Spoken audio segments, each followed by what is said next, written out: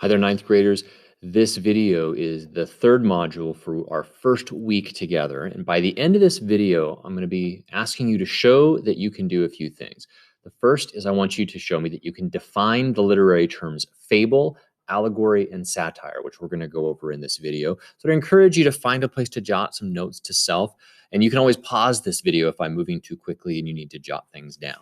The second thing is I'm going to expect you to be able to summarize at least 3 key details about the historical inspiration for the book Animal Farm, because that's the book we're going to start together next week. So when we get into some of the details about history, again, you might pause the video, jot some notes to yourself so that you can answer that question in the end.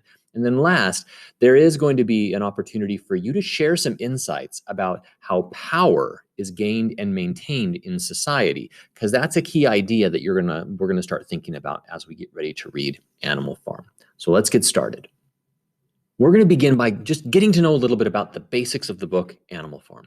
First of all, it is set on a farm. Imagine that, in the country of England. The farm is called Manor Farm, and like any farm, it has livestock and, of course, a farmer. But in this case, Farmer Jones of the Manor Farm is pretty incompetent. He drinks a little too much. He doesn't take care of his animals. He works them too hard, doesn't keep up on feeding them. And honestly, they've had enough. They have made a decision. One of their most respected pig leaders by the name of Old Major has called a meeting. And they're going to come together in the barn because they've had enough. And they have decided that they are going to stage a rebellion.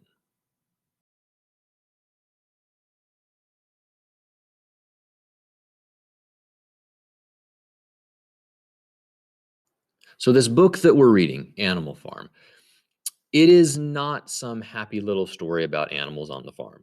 It actually is rooted in some pretty serious themes and issues. It is an example of what's called a fable. A fable is a work of literature that uses animals as main characters. And you're probably familiar with these. Lots of little kids' stories are fables because the main characters are animals so that kids will be interested in it. But this is not a kid's story in any way whatsoever. It is actually a work of literature that uses animals to communicate a pretty significant point. These animals are given human characteristics, both good and bad, and I'd even go so far as to say evil.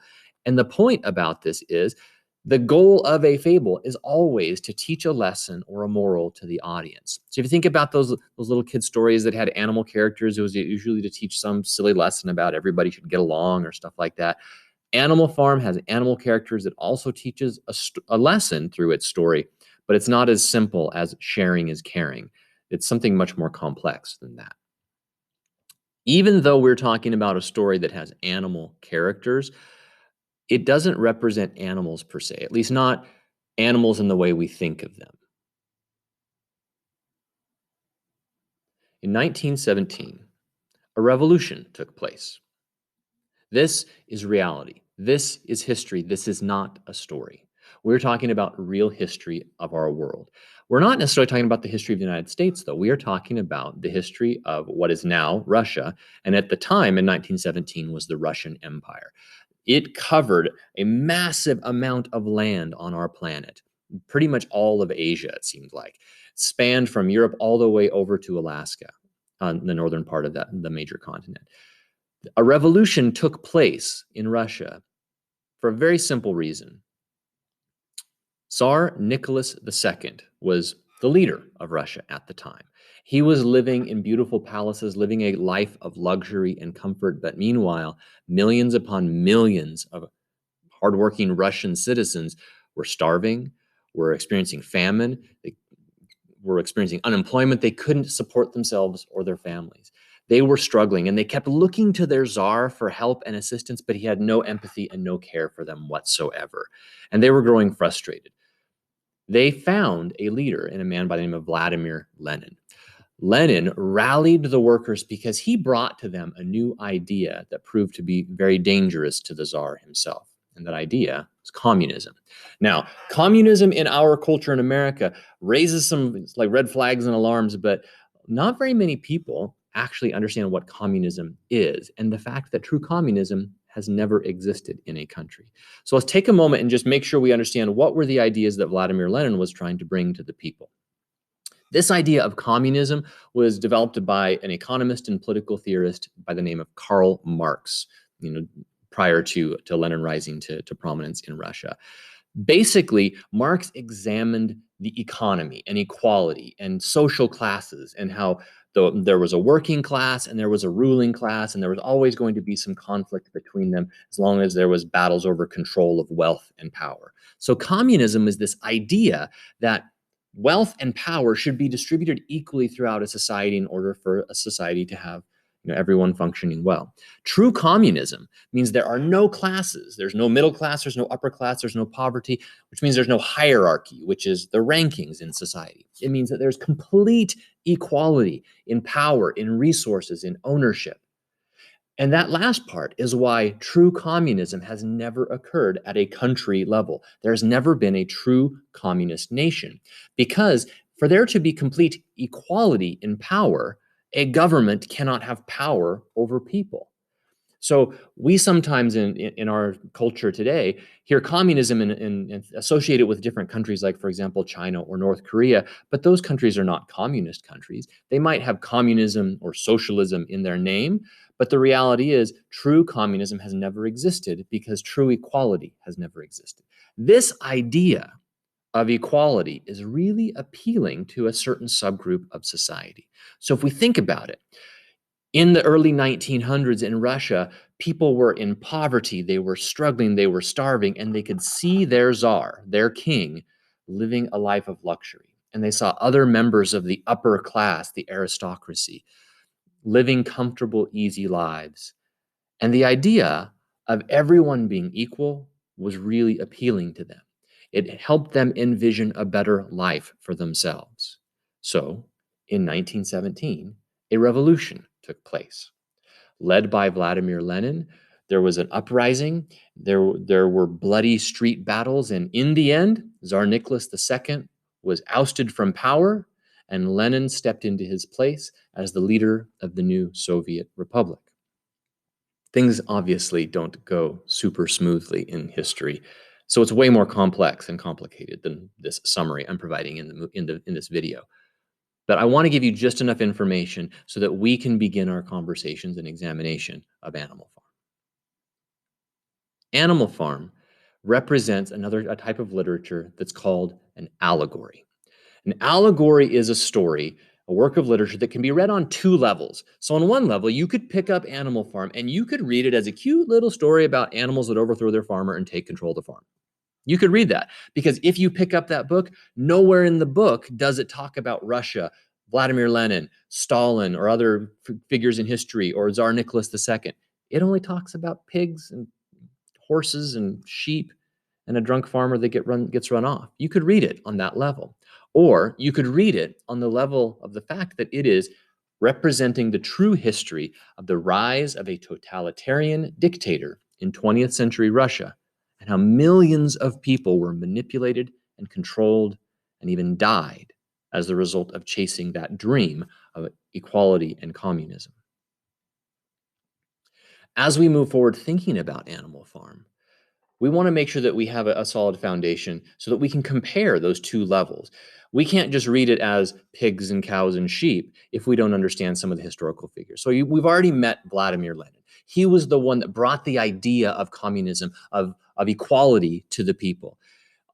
Along with him, there were two men, Joseph Stalin and Leon Trotsky, who also gained prominence and power as they tried to rise up against the Tsar. Once the Tsar was ousted, Vladimir Lenin did take control, but very soon after, in 1922, 5 years after the revolution, he had a stroke, massive stroke, that rendered him pretty well incapacitated. And then in 1924, 2 years later, he died, leaving Stalin and Trotsky at the center of this newly revolution-born country of Soviet Russia. If you ever tried to share power with someone, whether it's even sharing a room with a sibling, it doesn't always go well. And it became a battle of powerful wills between Stalin and Trotsky. They had two very, very different styles and two very, very different visions of how to accomplish the dreams of a Soviet communist republic. Unfortunately, Stalin played a little more ruthlessly. He ended up removing Trotsky from Russia, kicking him out completely, and eventually even having him assassinated in Mexico years later. That left Stalin in control of this new country of Soviet Russia, the Soviet Union.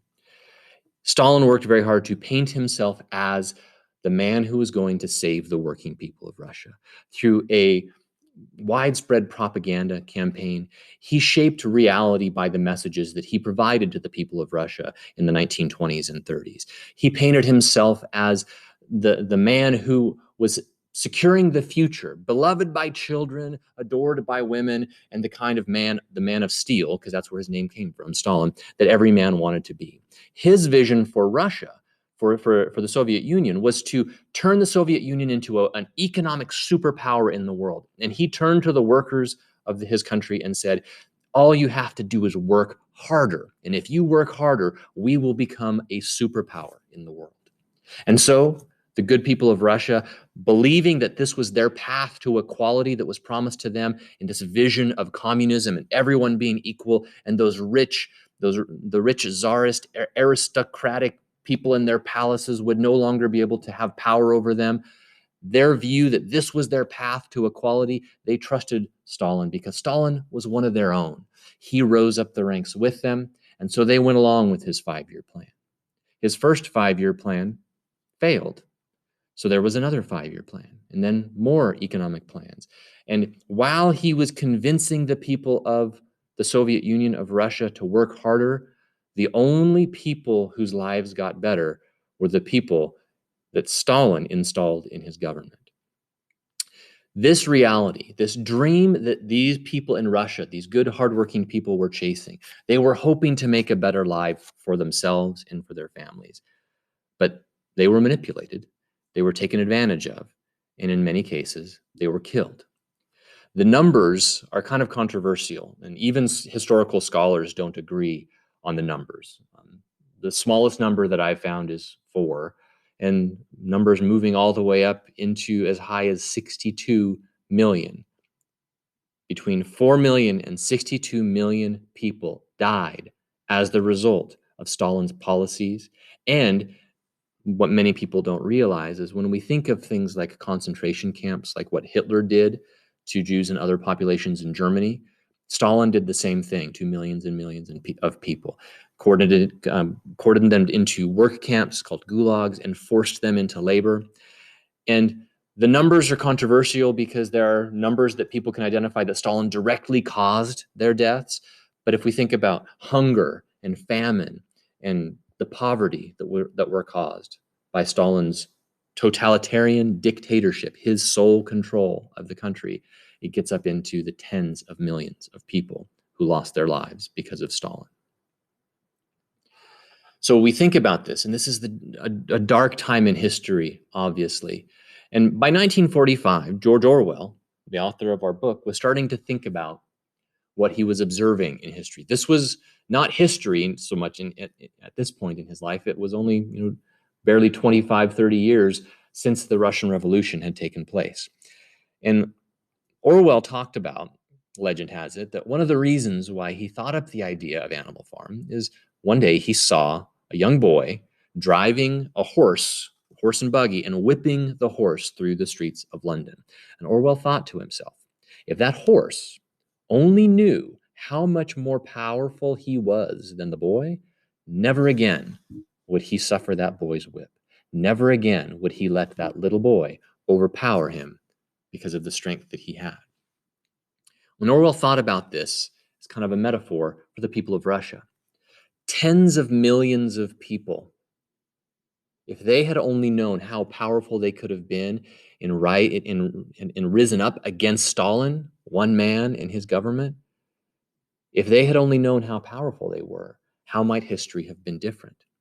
So why didn't they rise up against this dictator, this man who promised equality and ended up delivering a dictatorship which is about as opposite from equality as you can get? That's the basis for our story, Animal Farm. And one of the challenges of telling this tough history using animals as characters is that there tends to be a sense of kind of ridiculousness when we see pigs overthrowing a farm. That's this our last term when it comes to looking at terms in literature, and that's satire. Satire is any work of literature that uses irony or mockery or humor to make a point. And I want to be clear that Animal Farm isn't mocking the people of Russia. It's more in trying to make fun of the people that were hardworking and got taken advantage of. It's really more about that satire reveals the ridiculous in reality. Because now that we have decades, almost over a century now since the Russian Revolution has happened, and we can look back, sometimes we look at what happened and it just feels ridiculous to us. We don't understand how it could have happened to these people. How could they have been manipulated the way that they were? And satire, in a way, helps us examine that. So as we look at Animal Farm, we keep in mind that not only is it a fable that uses animals with human characteristics to teach a point, to teach a lesson, it's an allegory that can be read on multiple levels. We can just read it as a story about farm animals, or we can read it about the historical representation that it really is. And it's a satire intended to point out just how ridiculous reality can be sometimes. So this week's module, number 3, that you just finished watching, my intent was that by the end of this video, you can show me that you can define those 3 terms, fable, allegory, and satire, that you can identify and summarize at least 3 details about the historical inspiration for the book Animal Farm, something about the people from history, or what happened with the Russian Revolution, or why the revolution happened. Those are the kinds of things I'd be looking for. And then there's also an assignment you'll find in Google Classroom that gets you to think about power and how power is gained in society and maintained.